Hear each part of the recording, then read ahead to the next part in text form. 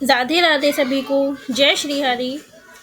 आज ये देव एकादशी के दिन आप सभी को देव एकादशी की, देव उठावनी एकादशी की बहुत बहुत शुभकामनाएं।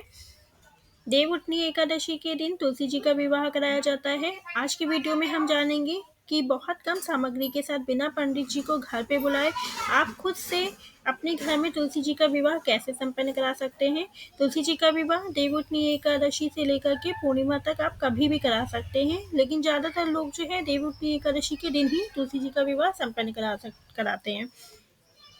तुलसी विवाह में जो भी पूजन सामग्री लगेगी दोस्तों, वो सामग्री उसकी एक लिस्ट, एक छोटा सा वीडियो मैंने अपने इस चैनल पे अपलोड कर दिया है। आप लोग चाहें तो वहां जाकर के उस वीडियो को देख सकते हैं और जो भी आवश्यक सामग्री है जिनके साथ आप घर पे खुद से विवाह संपन्न करा सकते हैं वो देख सकते हैं।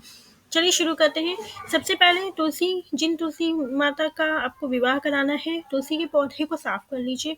जहाँ पे तुलसी जी स्थापित है उसके आसपास की जगह को साफ कर लीजिए। मिट्टी कहीं पे भी ना हो, तुलसी का पौधा गंदा ना हो, इस सब आपको ध्यान रखना है, क्योंकि उनका विवाह है तो आपको उनको बहुत ही साफ और स्वच्छ रखना है। इसके बाद आप रंगोली बना लीजिएगा तुलसी जी के आगे। अगर आप रंगोली नहीं बना पाते हैं तो आप इस तरह से एक लकड़ी का पेड़ा ले लीजिए।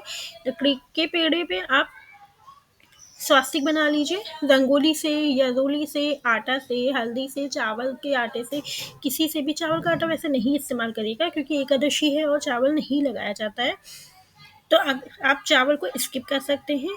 इसके बाद इस स्वास्तिक पे जो गणेश जी का प्रतीक है उस पे आप गणेश जी की छोटी सी मूर्ति को स्थापित कर दीजिए, क्योंकि किसी भी कार्य का शुभ आरंभ हम गणेश जी के साथ करते हैं, उनकी पूजा के साथ करते हैं। अगर आपके पास गणेश जी नहीं है तो भी आपका काम चल जाएगा, क्योंकि जो स्वास्तिक आपने बनाया है उसे हम गणेश जी का ही प्रतीक मानते हैं।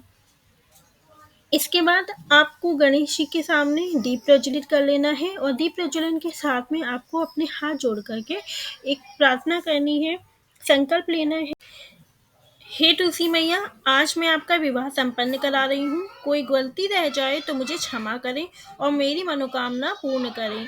ऐसा संकल्प कराने के बाद आपको स्वच्छ मन से ध्यान रख करते हुए इष्ट देव का और भगवान का आपको तुलसी विवाह आगे बढ़ाना है। अब तुलसी विवाह के लिए सबसे पहले आपको चाहिए होगा शालिग्राम, क्योंकि शालिग्राम भगवान से ही तुलसी जी का विवाह हुआ था, इसलिए हम शालिग्राम भगवान को तुलसी जी के साथ विराजमान करेंगे। अब आपके पास अगर शालिग्राम जी नहीं है तो आप शालिग्राम की जगह पे लड्डू गोपाल से या विष्णु जी के किसी भी प्रतीक से उनकी विवाह करा सकते हैं। अब हम रस्म शुरू करते हैं। सबसे पहले हम हल्दी लेते हैं। हल्दी को तुलसी जी के पत्तियों पे लगा दीजिए, कम से कम 5 बार लगाइएगा और तने पे भी लगा दीजिए। फिर हम मेहंदी को शालिग्राम जी को छुआते हुए मेहंदी लगा देते हैं। नई कीप होनी चाहिए और उससे तुलसी जी की पत्तियों पे लगा दीजिए। इसके बाद आप रोली और चंदन ले लीजिए, अक्षत ले लीजिए। अक्षत नहीं इस्तेमाल करना चाहते हैं तो आप सफ़ेद तिल ले लीजिए। कपड़ों के लिए, वस्त्रों के लिए जनेऊ ले लीजिए। जनेऊ नहीं है अगर आपके पास तो आप जोली या कलावा का भी इस्तेमाल कर सकते हैं, मौली जिसे कहा जाता है। फिर तुलसी मैया को चुंदी उड़ा दीजिए। चुंदी लाल रंग की होनी चाहिए।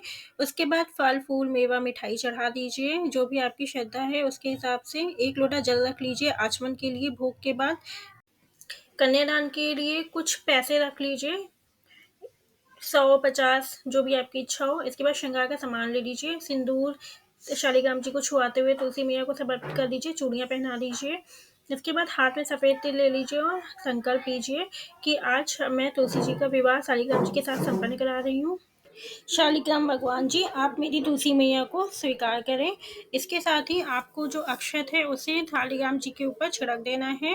अब फेरे संपन्न कराने हैं। नारियल ले लीजिए हाथ में और तुलसी मैया के चारों ओर 7 बार परिक्रमा कर लीजिए। यदि आपके घर में कोई पुरुष है तो आप उनको बोल दीजिए कि वो शालिग्राम जी को ले लें और आप तुलसी मैया जी को उठा करके इस चौकी के चारों ओर परिक्रमा कर लीजिए। 7 बार परिक्रमा करनी है। इसके बाद आप इस नारियल को वहीं पे स्थापित कर लीजिए। नारियल रखने के बाद आप तुलसी मैया के और शालिग्राम जी की आरती कर लीजिए। पहले शालिग्राम जी की कीजिएगा, उसके बाद तुलसी मैया की कर लीजिएगा। इसके साथ ही तुलसी मैया का विवाह संपन्न हो जाता है। यदि आपने एकादशी का व्रत रखा हुआ है तो आप चाहें एकादशी की कथा भी सुन सकते हैं, और अगर आप नहीं सुनना चाहते हैं तो आप इस पार्ट को स्किप भी कर सकते हैं। तुलसी मैया के विवाह में आप चाहें तो बर्तन दे सकते हैं। बर्तन हो गया।